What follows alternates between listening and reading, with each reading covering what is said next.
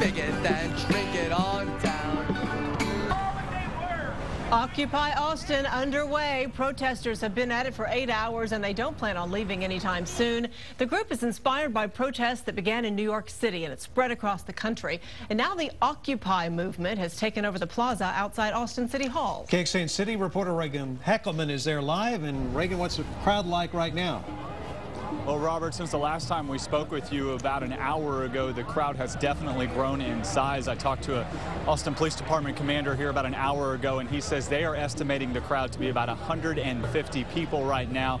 And this protest is supposed to go much later into the night, and they think that it will get even bigger. Now, earlier we randomly picked out 2 people from the crowd and asked them why they were here and what they hope to accomplish.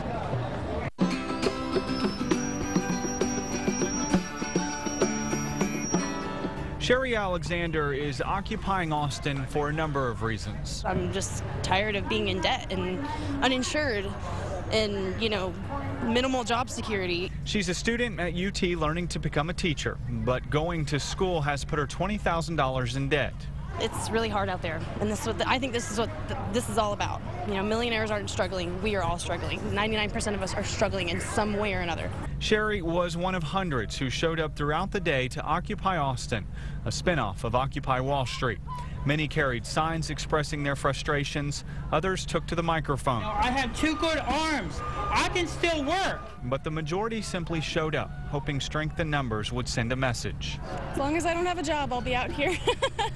So wake up early, apply to some jobs, and come out here and spend the rest of my day. Alicia Jones finds herself unemployed because of downsizing for the 3rd time in 2 years.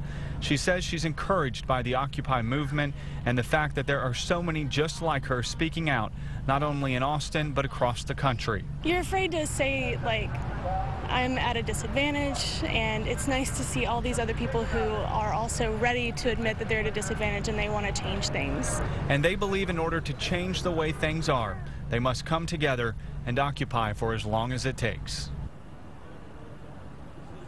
Now, organizers tell us that this occupation is far from over. They will stay here as long as it takes.